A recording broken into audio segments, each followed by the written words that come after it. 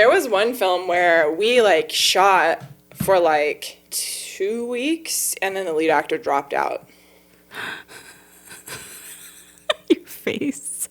There was, I mean, like, I feel like I've just been through, like, every possible worst case scenario. Yeah. Like, through those films. You need to get to a point where, like, when something goes wrong, you don't spend any time being upset about it. None. You just immediately start figuring out what you need to do to fix it. I'm just trying to be somebody. So make a way, make a way, make a way. I'm just trying to be somebody. Hey everyone, it's me, Hallease, endeavoring to persevere as always, back with another episode of the Trying to Be Somebody video podcast. I am so excited to bring you this episode, which features Grace Hathaway, the producer of This Could Have Been an Email, my 5-part comedy web series that will probably be premiering later this week. I first met her back when she was 18 or 19. She was finishing up her undergrad at the University of Texas at Austin, where I went as well for film. And I don't know, I just immediately kind of gravitated to her. She has been someone that I've really enjoyed mentoring on and off throughout her career, and also has been someone that I've been able to collaborate across with a lot recently. And so I just really wanted to have her on because, unlike me, she has had a lot of experience in independent filmmaking, truly, you know, incredibly low budget independent filmmaking. I think in Austin, she's worked on, I want to say, 5 independent feature films. And so I wanted to have her on to just talk more about what it's like to be in the filmmaking industry and really have a foot in it. I think I myself kind of come at things more from that content creator, agency perspective, whereas she comes at it truly indie, very indie. So yeah, I really hope you enjoy this episode. Let's get into it. I was going to try to introduce you, and then I just realized I should just let you introduce yourself, because what do you call yourself? I don't know. It's hard. Same. Lately, I've been calling myself a creative producer and a digital strategist. Ooh. Because I've been getting more into, like, social media strategy and, like, digital strategy as well as producing. Yeah. So I think that's what's currently in my email signature. Okay. So, yeah. And if y'all hear little clinky clanks, That's my dog. that's Bradley Cooper. He's just hanging out. I think he just settled, so... I think he did too, yeah. Do you want to redo the intro? Nah, it's fine. Okay. I'm good with it. Okay. This is real life. Yeah. You came to the UT Austin for your undergrad, and you're not from Texas. No, I'm not. So to me, I'm, like, whenever that happens... Very weird. Yeah, I'm like, why are you here? So my senior year of high school, I just started applying to, like, all the best film programs in the country. And UT is actually in the top 10 film schools in the country. So that's why I ended up there. So with filmmaking specifically, one of the main reasons I wanted to have you on is because I feel like you have this interesting perspective of being in, like, corporate land, like corporate video strategy land. Yeah. But then also you have this really epic, like, indie filmmaking side of what you've done in your career. Can you talk a little bit about how you got into indie filmmaking specifically? Yeah. My freshman year of college, I was taking, like, some intro to narrative filmmaking, like, you know, just like your standard 101 filmmaking class. Yeah. And I had a lab with this girl named Lauren, and we really clicked. And she was like, oh, hey, like, I'm working on this movie. Like, do you want to come to set and, like, be a PA? And I was like, obviously, yes. Like, I was a freshman. I hadn't been on set yet. I was, like, super excited. And that company was called Twitchy Dolphin Flicks that did all those movies that I worked on. So I spent the summer helping them shoot that movie as a PA. And then, like, the next summer, they shot another one. They let me, like, AC it or DP it. I was on camera a lot. Okay. They basically just, like, let me do whatever I wanted, you know? Yeah. They're like, oh, you want to be on camera? Like, here, like, help the DP. You want to produce? Like, cool, you're a producer now. Because it was very much like we were doing, like, GoFundMes, like, we were fundraising ourselves. The budgets were extremely low. So they were just like, all hands on deck, like, let's make it happen. Teamwork makes the dream work. Let's go. So you know, like those types of movies that, like, we only had like $10,000 or $15,000 to shoot an entire feature film.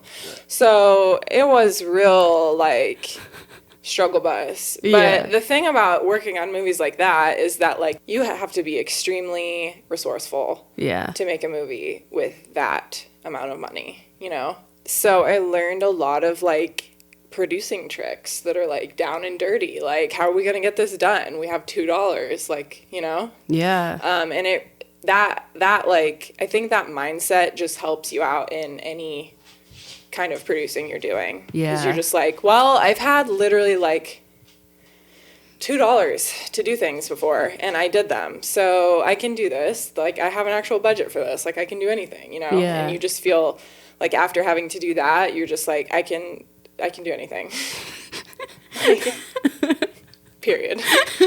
There was one film where we, like, shot for like 2 weeks, and then the lead actor dropped out. Your face.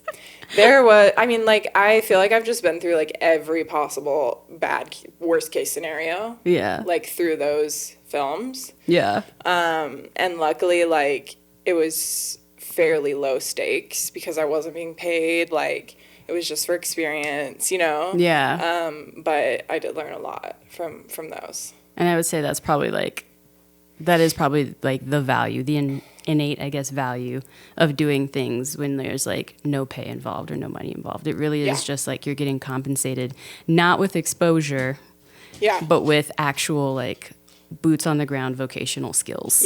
Yeah.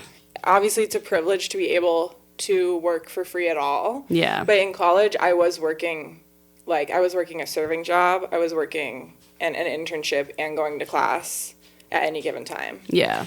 And for me, like, the biggest thing about, like, working for free is, like, you make a lot of connections that you wouldn't otherwise, you know?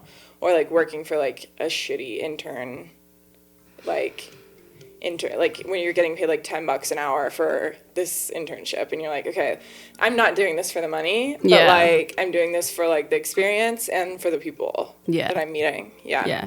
Hey everyone, I hope you are enjoying this episode of the Trying to Be Somebody podcast.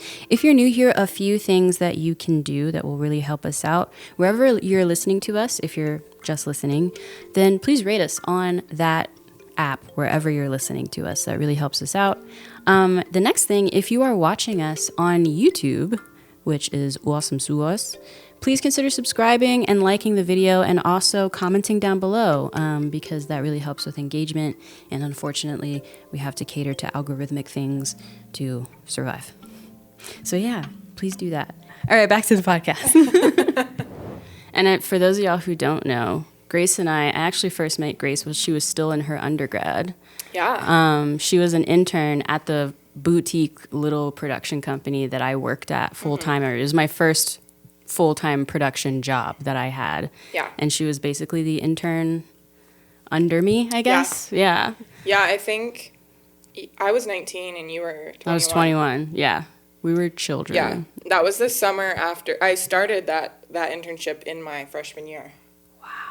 Yeah. So, I mean, I came in ready to rumble. She was very hungry. Yeah. Yeah. It was like, I immediately was like, ooh, the passion, the drive. We love to see it. We love to see it. And now I feel like in some ways, and now, like, you've surpassed me in, like, some regards in your career because of, yes, because of, again, like, so right now, you know, Evelyn and I are working on producing the web series. Grace is hopefully going to help us with that. Not hopefully, I am. There you go. See, this is the official announcement.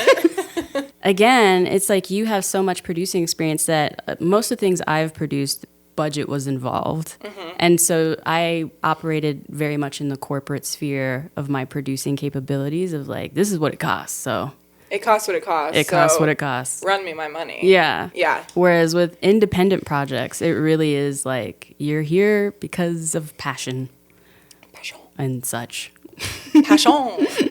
Passion and, yeah, like, for me, with that series, that's pure, like, passion and potential. it's like I do work a corporate job right now. I work with mostly tech clients and nonprofits. Yeah. I like it, but like it can get hella boring. Like, how many times can you talk about a data center before you're just like, I need a creative outlet? Like, so for me, like, it's definitely passion, but it's also like I'm not going to sign on to something where I don't think it's good. Right? So it's like I see the potential for this to be like Issa Rae's, YouTube series. So I'm just like, I really see the vision on this one. Aww. So you guys.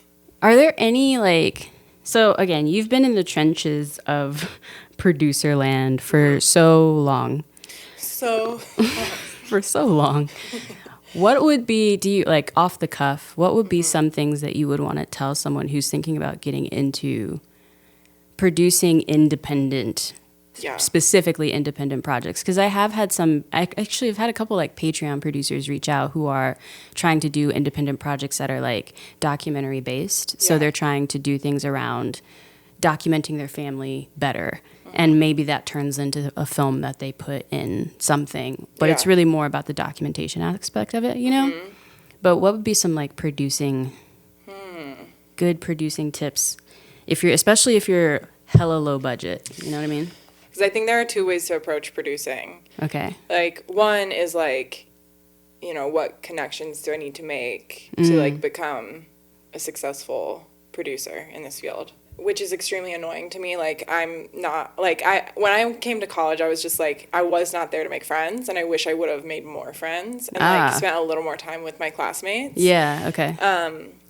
I do think that that's really important, and you can't devalue the connections. Okay. But I think they should be sincere, like you and me. Right, yeah. Right, so in that sense, that worked out well because we're still working together and all that kind of thing. But now, since I'm still in Austin and that's where I went to school, there are so many people working in the industry that I went to school with, and I only vaguely know them. Yeah. Yeah. And I'm dang, I wish I would have just put in a little more time instead of bouncing right after class to go to my internship. I think from a technical perspective, if you're just trying to do your own thing and you just want to produce something good, mm-hmm. You have to decide where you want your budget to go. And where it's important for it to go. And for me, that's usually sound. Ooh. For me, I would rather spend money on a sound person. Yeah. And set up my own camera. Because I think the better your sound is, the higher quality your piece is going to be. Even if the video isn't as good. Yeah. I completely agree with that. I feel and this is something that I say to, I guess, content creators a lot. People will ask me for advice on what camera should I buy? What's this, and don't get me wrong, I love the gear as much as the next. The gear is so much fun. It's so much fun. Mm-hmm. And the gear does enable you to do more potentially, or just get you hired more and things like that. Yeah. But I would say if you're a content creator and you're doing this on the side, you have a full-time job and you're just kind of experimenting and having fun with it. Yeah. The quickest, easiest way to up the production value of your video is just getting a microphone. Yeah. Literally a Zoom H1N for $100. Yes. And or just rent it. Or rent it. If you can't buy it, rent it. Yeah, rent it when and that actually will make you be a better producer too. Yeah. Because you'll learn that you need to script all your videos out and know what you're gonna film, so you can rent it quickly and not rent it for too long and send it back. A lot of that is the technical skills of being a producer is time management. Time management is probably the number one. Yeah. Creative problem solving. Creative problem solving, yes, for sure. Time management. Yeah. And knowing how to be calm when shit hits the fan. Yes. Those are the big three of producing. And if you go into a shoot thinking that it's going to go smoothly, you're fucking up already. Yes, I that is so true. Being a producer is, I feel allowing Murphy's Law to happen. Yeah. And having so many absurd backup plans. Yeah, you need to have plan A, B, C, D, E, F, and G. Yeah, and then like A5. Yeah. Yeah, and like you need to get to a point where like when something goes wrong, you don't spend any time being upset about it. None. You just immediately start figuring out what you need to do to fix it. You just respond. Like you Yeah. just act. Like Yeah. that is the big thing. Because you're not surprised at all No. that this happened, Yeah. right? You're not surprised that the lead actor didn't show up anymore. Just no. stopped 3/4 Yeah. of the way through the film. You're not surprised. No. That's just what happens. You're like, okay, well, I had a backup plan for the actor, so Yeah. that did fuck up our budget, but I mean, I'm sure. Yeah. that was a rough shoot. Also, but- like lack of professionalism on that a little bit. yeah, but like that's the thing when you have $10,000 and you can't pay your actors. Like all the actors are doing it for passion. So if you don't keep morale up, they're bouncing. Like it's rough. Dang. Yeah. But like I wouldn't trade that for the world, right? Like that skill of like getting people to work for no money. Like convincing them that like it's worth their time. Yeah. That's a good skill to have. Highly recommend everyone do a shoot where they have barely any money and have to like really just scrap it. Or like when you have to cold call restaurants and be like, will you donate food for my shoot? I just need 20 sub sandwiches. Please. That was always the worst.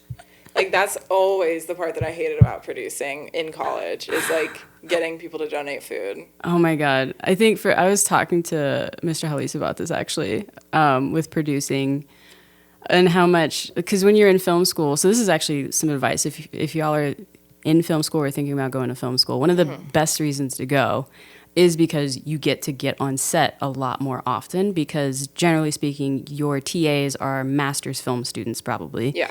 And they're working on their dissertation pieces, their dissertation documentaries, features, shorts, whatever it is. And so they need free labor. Hands, yeah. And it's great because you as an undergrad get to be on a decent set. Yeah. Like those sets are professional. I was on a lot of master student sets all through my undergrad. And this is like a very, you went to UT film school kind of thing. Domino's Pizza. Yeah. Domino's Pizza. Because when we were both in film school, there was a Domino's right outside of the university, like right off the main drag. And Domino's has this deal where you can get a pizza, like an extra large, it will feed 7-8 people pizza for $5. Yeah. And so high key, I kind of hate pizza now because that's like the set food. Because that was all people would get. Yeah. And you knew you were on like a quality set, like, ooh, this is a quality set. When you showed up and the producer, who's probably another master's student, was like, what do you want from Chipotle? I'm putting in the order. That's like top tier bougie. That was like, oh. Yeah. And if they were like, there's guac budget, we're like, no way. Yeah.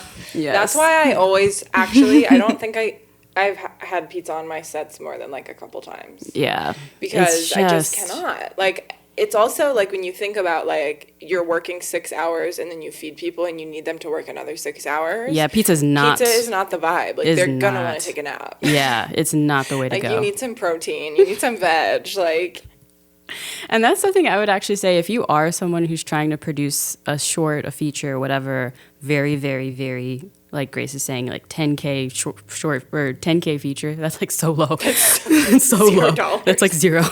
Then something aside from sound and like all the technical things you should invest in, feeding everyone really well every day. Yeah. Like having some kind of breakfast situation, Yep. good coffee. Yep. You'd be surprised. Like for me, I don't really covet food in that way. You know what I mean? I do. I am such a foodie. Like it's extremely important to me, and that's why like when you come to my set, like you got the Lara bars. Like you got like if I have a 10K budget, I'm spending 25% of it on like food. Yeah. Because you're not paying people. Yeah, no, and like you'd be surprised how many times, like for me, it was actually as a producer, that was something I had to learn. Yeah. Was that really investing and feeding people really, really, really well. Yeah. Like completely changes. And this is on like sets where there is budget, you know, where everybody's getting paid. Regardless. Everybody's getting paid. Everyone's happy. But like feeding everyone. And food equals morale. Yeah, big time. And like almost even like letting people know lunch will be at this time. Yeah. Like when they show up at 7 a.m., just already like setting the expectation for people. Yeah. So important. Yeah. And then making sure lunch really does happen at that time. Yeah. Like you cannot go over. No. People be getting hangry. They really do. Like, for a good reason. For a valid reason. But like I don't get hangry. So it's I just power through. Okay, so I inherently knew everything that you had to learn because I'm a hangry ass motherfucker. Like food is like so important to me. If I show up to a set and you have some like raggedy pizza, I only get one slice, I'm leaving. I'm walking off set. Like we're done here. Like it's over. It's a wrap. Like so I think I learned that early. And then I also like because I would get like food donations, but I'd get them from like bougie Italian places. So really? I'd have like catered like those big foil tins like from an Italian place. Just like huge lasagnas. Yeah. But people loved it, and they would come up to me and be like, this is really good. Like, thank you so much. And, like, they'd be so much happier. And that's when I was like, okay, this is important. Yeah. And also, like, if you have people on set and you know they like a certain snack or drink. Yes. Make sure that snack or drink is on set. Yeah. Especially if it's healthy, because then it's like, you might as well get enough for everybody. Yeah. Yeah. Like, I think it's really important to pay attention to, like, those little things that people like. Yeah. You know, and just be like, hey, I thought of you and here you go. 6-pack of Diet Coke. Like, you'd be really surprised at how far that'll go. And Diet Coke is like $1. Yeah. You know? I think it's also like being a good producer is not to like belittle other people, but as a producer, you just really, you're babying everyone. Yes. Like truly. Well, your job is to make sure they can do their jobs without like interference or hindrance. Yes. So any mental blockages you can take away from them, any way that you can even make them like incrementally happier, yes, you're going to get that out of them. Yes. Right? Yes. So like that's why it's so important. Like something I learned in a producing class that is extremely important is when you're budgeting to have like a percentage of your budget added on for contingency and stuff that you didn't budget for. Yeah. So every budget I do, I add like 10% of the total budget on top. Yeah. In case you go over, which you will. Yeah. And like, so like with that, what she's talking about is when you're actually building out the line items of what everything will cost. And then you figure out that like, okay, this shoot, if I get everyone and pay everyone and do all that stuff, right, it's going to be like 10 grand or 5 grand or whatever. Add an extra 10% on to that. Yeah. So that way, you know, like, okay, we've got room. Something I'm struggling with is, because you were talking about how like with the low budget stuff, y'all wouldn't pay anyone really. Everyone's passion project, right? Yeah. And that like just doesn't sit well with my soul at like the stage I'm at in my life, heart chakra vibe. Yeah. But what would you say is like the bare minimum? Because then I also feel like, here's my thing too. I also feel like if you pay people so low, it's insulting. It's insulting, kind of. So like, what would you say is enough for an actor? Ooh. Yeah. For a short. For a short? Yeah, so maybe they're going to be on set for 3 or 4 days with you. Maybe like 3 days of filming. And it's a short film. And they're like one of the main characters. I mean, I usually just ask them for their day rate. Oh, okay. You're just going to go that route and see what they say. Yeah. Okay. And if it's way more than I can pay, you know, let's say they ask for $600 and I can only give them $300, you know, I just say, look, I'm poor. But this is the thing. If you're an actor, especially if you're not in LA, or even if you are in LA, you are probably, like, if you don't book this gig at $600 a day, you're probably not going to work those days. Yeah. So you're going to take $300. That's true. Most likely.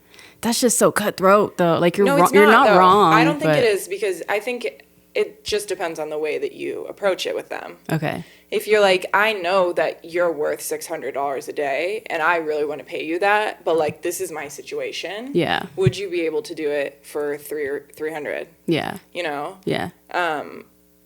then the ball's in their court to accept or decline, and that's on them. Like, if they don't want to accept 300, that's completely reasonable, right. You know? Like, your rate is your rate. It. Yeah, your rate is your rate. I totally get it. But, like, obviously I want to pay people what they want to be paid, so that's why I ask for the day rate. And then if that's, like, extremely over my budget, then I just have a conversation with them, and I'm like, this is what it is.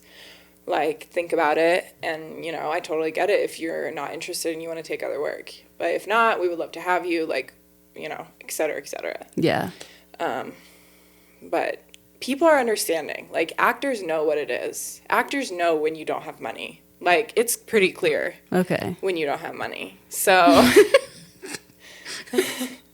There's, like, a level of, like, non-shame that I think you have as a producer that I don't. About money? Yes. Yeah. That I don't think I quite have yet. Yeah. As a producer. I'm still a little like, hey guys. Yeah. You know? Yeah. With everything. Yeah, that's fair. So. I mean, I understand that. I think money is hard, right? Like, and you definitely want to pay people what they're worth. I think there's a way to acknowledge their worth and also be like, I'd really like to work with you, but, like, this is all I have. Yeah, you know? Genuinely. And then they can make the decision, like, okay, is it worth putting this in my reel and taking a little bit less, you know, for something I really want to work on? Yeah. I think it's also interesting, too, because, like, for me, the mindset of the independent film is such a different mindset than, I guess, my entire experience in film school. Yeah. Because so much of what I was doing, and I think this is more like how I was raised in, like, scarcity mindset, like all that kind of stuff. Mm-hmm. I went through film school and I was very much like, and now I need to get a job. Oh, same. You know? Yeah. But even then, like, I really didn't experiment and go into independent films at all. It was more just like, no, I need to do a job to pay my bills. Yeah. And so it's still really hard for me to understand that, like, no, yeah, people are just here for the love of doing it. Yeah. You know what I mean? Like, yeah, it's great to pay everyone, but yeah. Also people are just here because they enjoy making films and they enjoy working on these projects. Yeah. And I still, like, I mean, doesn't compute. What? The thing about it is, like, no one goes into this field because they are expecting to make it big. Like, who do you know? Yeah. Who is That's like, interesting because I'm like, is that true? I guess so. I mean, when I went to college, my dad was basically like, you're going to be broke forever. Wow. I don't think you did.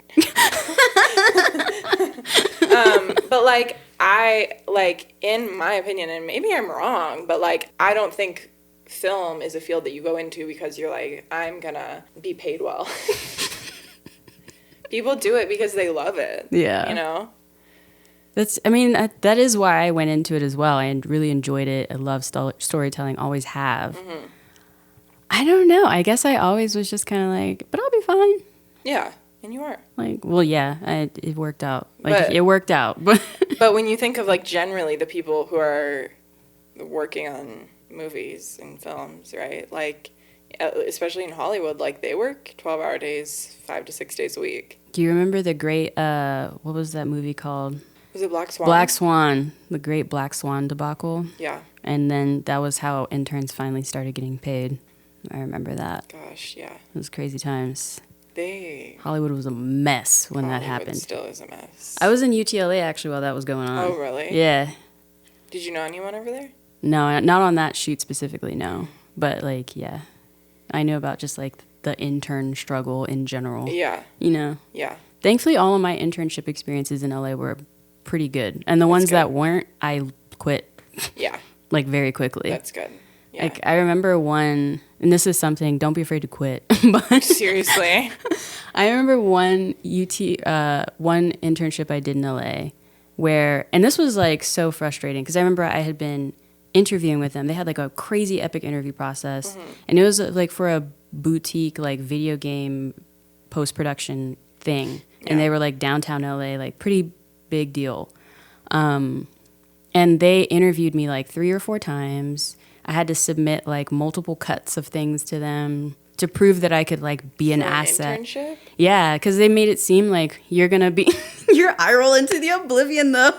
That's so obnoxious. But because they really made it seem like we're going to have you edit Like, stuff, working on things for us. We need to know that you have the skill set. So I was like, yeah, there okay. and they're like, give me a fucking latte.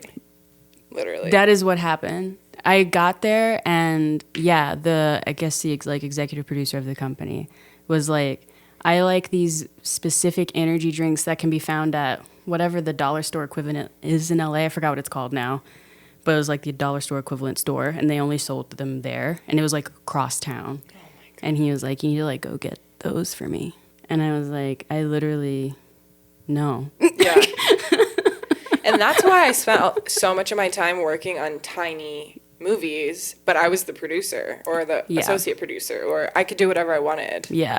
I think there's a huge value in being not necessarily a big fish in a small pond, because if you're just starting out, you're trying to build your skill set.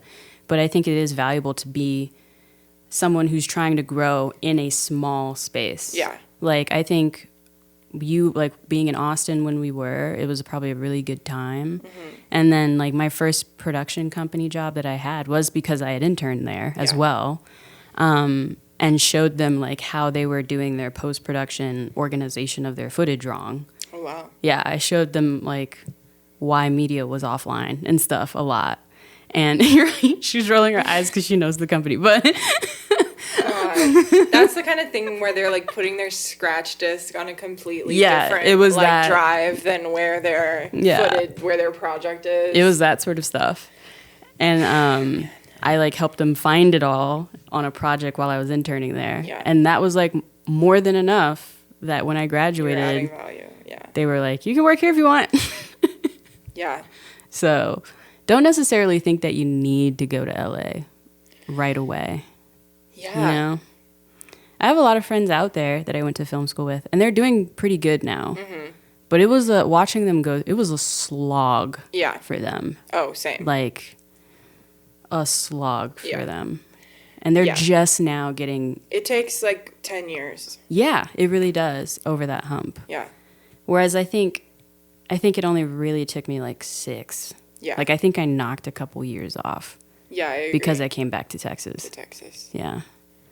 Yeah, I think it's that, and it's also like if you live somewhere where you have connections. Yes. That's worth a lot. The value of connections is quite big. Yeah. So if there's somewhere where you're in a smaller town, but you know someone or you know you can get in somewhere. Yeah.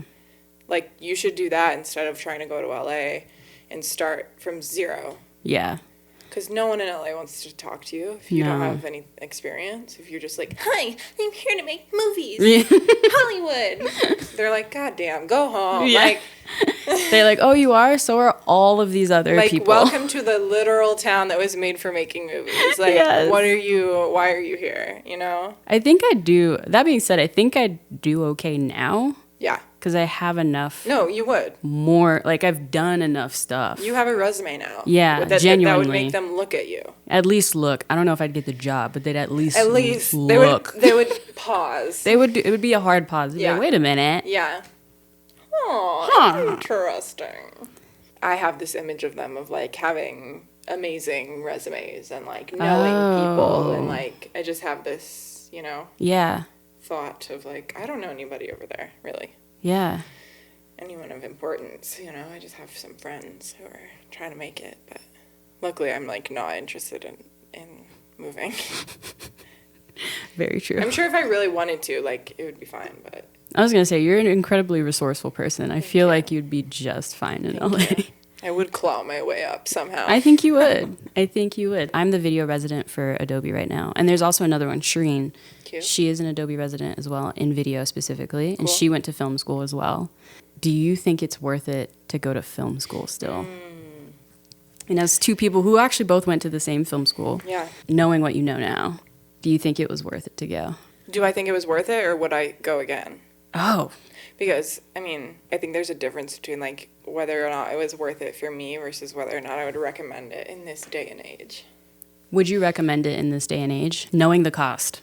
It really depends on the person. Yeah.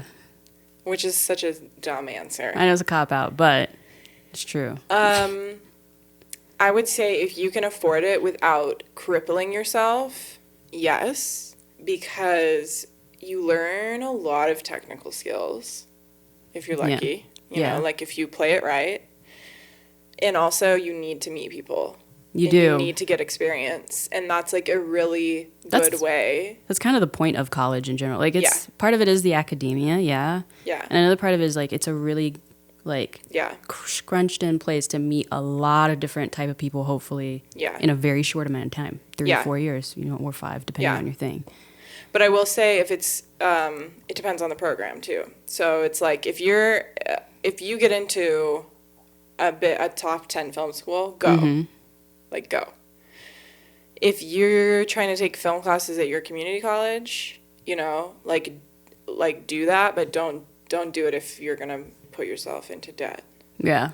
Or if it's like some like unknown program. Yeah. Like at that point, just go start trying to get on sets. Yeah. You know?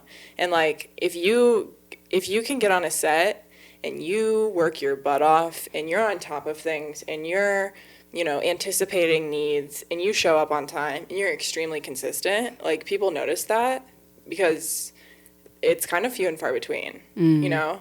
So I think that's another way to like get in is, you know, if you don't want to go to film school, just start showing up to set. Yeah. Yeah. And I think also like putting your wants out there. Yeah. So like when you do show up to set, be like, this is my goal, you know, because people do want to help you. Yeah, that's true. That is very true. So, people do. If you tell them what you're trying to eventually strive for, people will be like, okay.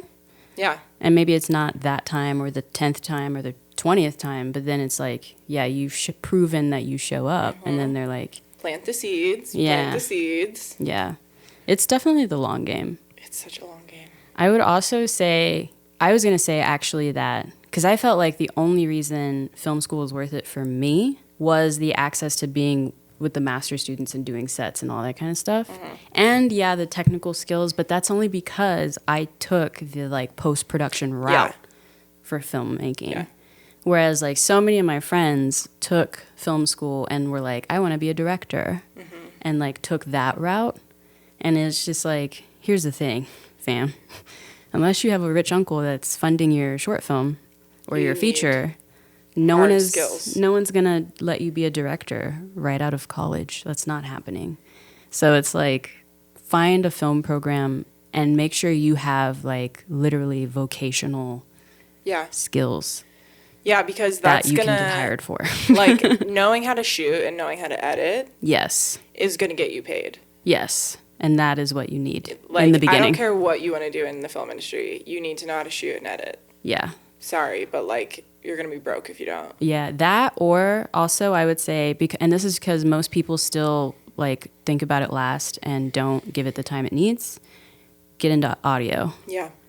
Because another reason I got in on master sets a lot was because I had taken an audio editing class. Yeah.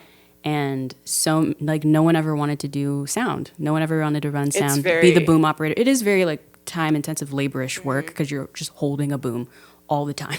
Yeah. But that is how I got on so many master student sets. Yeah, I always had a hard time in school trying to find someone to do sound. No, and nobody ever wanted to do it. Yeah. Because, like, if you're a sound person, you're going to get a lot of work in film school. You're going to get a lot of work in film school and in life. Yeah. Like, as soon as you make those, like, key sound equipment investments that you need to make, you'll get hired. You're Gucci. You will. Yeah. So, that would be my other thing. Final thing I would say, too, is while, yes, going to a film school that is in the top 10 or whatever is great, and it, like, I don't know, I've actually never been in an interview where it mattered that I went to UT. There was one time I almost got a client because the company she worked for was like, it was a lot of like older UT graduates who ran that firm. And so that like almost got me the job because I went to UT too. But aside from that, that has never like helped my career that I went to UT.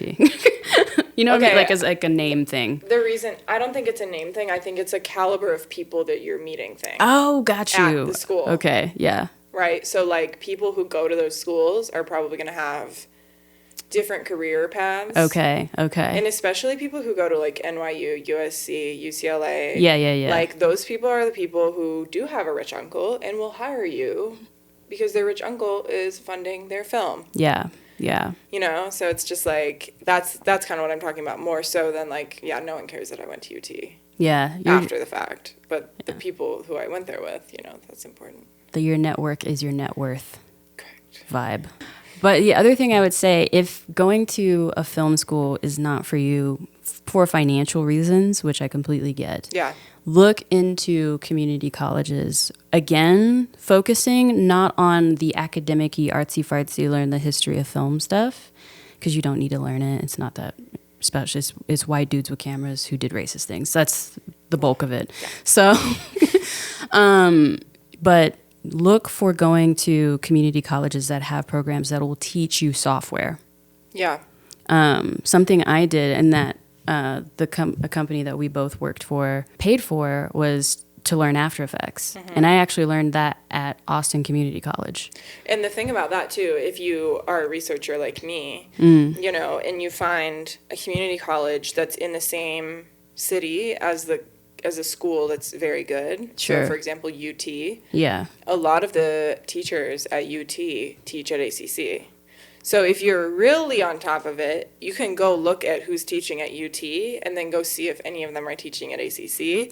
You get the same class for $25. Yeah. And yeah, the same caliber of lesson and everything, but at a community college price, which is probably going to run you maybe $150, $200. Yeah. Plus you need to buy the software versus, you know, thousands of dollars for an academic 4-year institution. Yeah, that's a really good tip. Yeah. And the other thing about going to community college, like specifically for the vocational skills, which I can't stress enough, which is really important, is that they will teach you everything that they feel you need to know to get a job. Yeah, that's the nice thing about community colleges. That's the goal. Like, listen.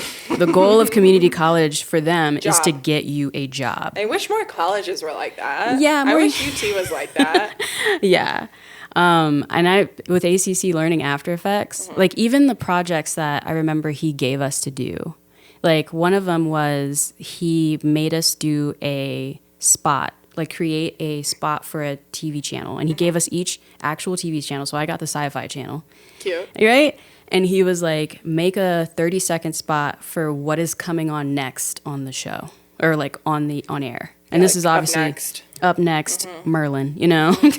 And that was one of my projects and it actually looked really good. And like, that was something that I ended up putting on my reel. Yeah. And like, cause it looked straight up like it was something for the Sci-Fi channel. Yeah.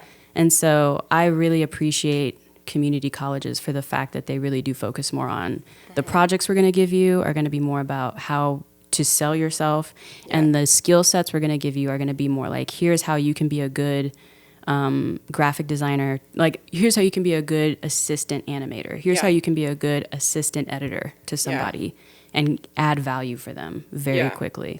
Yeah, I took a class at ACC that was like UX UI. And the guy who was teaching that like was like a director at IBM. And so it's like not only are you learning like the actual skills that he thinks you need to know for his literal company, right? But then it's like if you impress this person, they work at a tech company. Yeah. Like if they like you, they're going to help you out theoretically, you know? Yeah, totally. So there's that too. Like most community college teachers, that's not their full-time gig. No. Like they're doing that on the side of some other thing. Yeah. Know? So. And again, to your point before of like, don't be afraid to make your feelings known to those people as well. If you are going to go the community college route, be vocal with your professors and teachers, telling them what you're trying to do with your life, where you're trying to go. Yeah. And obviously show up to class and do good things. Yeah. Yeah, I mean, the formula is like really not... Yeah, it kind of doesn't matter where you're going. The formula is kind of the same. And it's not complicated. It's just like hard. And there's no shortcuts, yeah. You just have to like work hard, show up on time. Not be a pain. Not be a pain to be around. Have a good attitude. Yeah. God, having a good attitude. That actually gets you really far. Like if you can show up in the morning and you're not pissed off, you know, and you can work a 12-hour day and you're not pissed off, like people are going to want to be around you. They're going to want you to come back. Yeah. I swear that's how I've gotten a lot of jobs. Oh, yeah. And even me as a producer hiring people, like I have worked with some cinematographers that are so incredibly talented. Like, wow, what is within the frame is so beautifully beautiful because of you. But their attitude is just like, I can't with this. And I've worked with cinematographers who are okay. Yeah. Like nothing they turn in is going to be terribly shot or anything like that. But it's not going to like inspire me to go into cinematography. Right. But they show up on time. They're great to be around. Yeah. Super positive. Yeah. Great with the client. Yeah. They are the ones I'm going to give the job to all the time. Yeah, like you can outwork and out-attitude anyone, even if you think that they are more talented in you than you, like, innately. Like, don't like, put yourself down just because you think someone else is better than you. Because, like, a lot of, like, really talented people are just a pain in the ass. And, like, if you work hard and you're not a pain in the ass, like, you can go pretty far. You can actually go quite far. I'm really convinced that I'm, like, pretty mediocre at a lot of things, but I just, like, show up on time and, like, work really hard, and I try to have a good attitude, you know? And people are like, cool, come on back. I'm like, all right. Grace, thank you so much for being on the podcast. Thank you for having me. I really appreciate it. If y'all are interested in following Grace, I will make sure to link to her social media in the show notes, as well as in the description box on YouTube. Yeah. And if you guys have any other questions that we like didn't answer, just comment them and I will.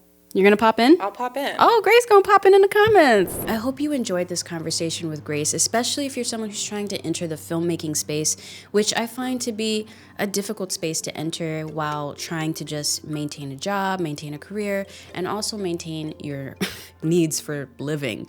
So in the comments below, let me know if this conversation was helpful.